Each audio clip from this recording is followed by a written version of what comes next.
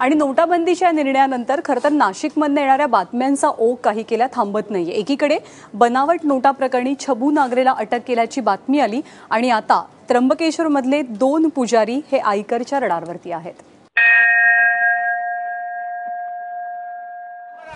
त्र्यंबकेश्वर पुरोहितांवर कोपलाय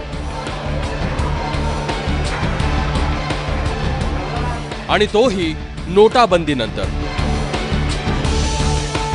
कारण नारायण नागवळी आणि कालसर्पच्या पूजा सांगणाऱ्या या पुरोहितांकडे कोट्यवधीची संपत्ती असल्याचा संशय आयकर खात्याला आहे। त्यामुळे गेल्या 3 दिवसांपासून आयकर विभागाचे अधिकारी त्र्यंबकेश्वरमध्ये ठाण मांडून आहेत।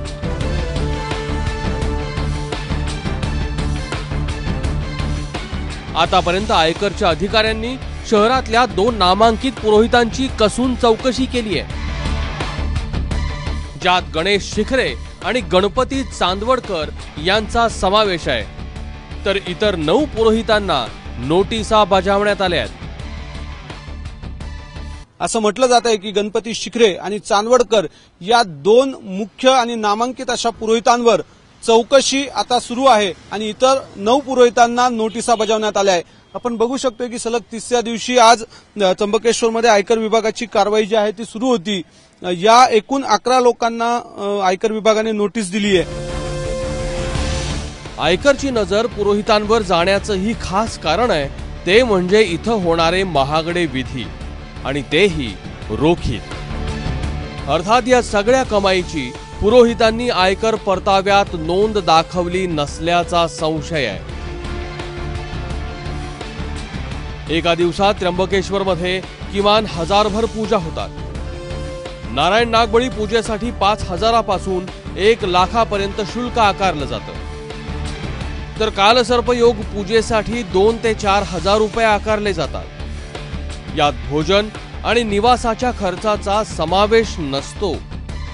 शिवाय ज्योतिषी आणि पुरोहितांमध्ये साटलोट असल्याचा संशय आहे, ज्यामुळे काही वेळा मुद्दाम महागडे विधी करायला भाग पाडलं जातं। काही धार्मिक संस्थांशीही पुरोहितांचे अलिखित करार असल्याचं बोललं जात आहे। आपल्याकडचे रोख पैसे जे आहेत ते जिरवण्यासाठी वेगवेगळ्या क्लुप्त्या लढवल्या, बँकेच्या खात्यांमध्येही मोठ्या रकमा जमा झाल्या अनेकांच्या आणि त्याच्यामुळे आयकर विभागाची या सगळ्या व्यवहारांवर नजर होती। याच अनुषंगाने शनिवारी ही सगळी कारवाई सुरू करण्यात आली, जी सोमवारी सलग 3ऱ्या दिवशी सुरू होती। असं म्हटलं जातं की आयकरने ज्यावेळेस धाडसचं सुरू केलं त्यानंतर बिथरलेल्या अनेकांनी आपल्या घरातला रोख पैसा आणि सोनं नाणं इथून इतरत्र हलवण्याचा प्रयत्न केला आणि त्याच्यामुळे आयकरच्या हाती कोट्यवधी रुपयाचं घबाड लागण्याची शक्यता आहे। नोटाबंदीनंतर बँका, सहकारी संस्था, बडे व्यापारी, ज्वेलर्स आयकरच्या रडारवर होते, पण वर्षानुवर्षे केवळ महागडं पौरोहित्य करून करोडोची माया जमवणारे मात्र निवांत होते। पण आयकरच्या चौकशीमुळे आता देवस्थानांची ही हवा टाईट झाली आहे। सागर वैद्य, एबीपी माझा, नाशिक।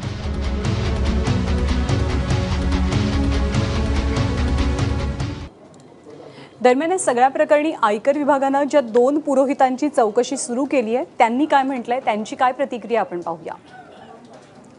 2 पुरोहितांचं असं म्हणणं आहे की आमच्या वेगवेगळ्या 6 फर्म आहेत। निशांत चांदवडकर यांची प्रतिक्रिया आहे की आमच्या वेगवेगळ्या 6 फर्म्स आहेत ज्याचा आम्ही टॅक्स भरतो, त्यातील काही व्यवहारावरती आयकरला आक्षेप होते, त्यामुळे आयकर विभागाचे अधिकारी काल दुपारपासून चौकशी करतात। या संदर्भात कॅमेरासमोर आम्ही आत्ताच बोलणार नाही।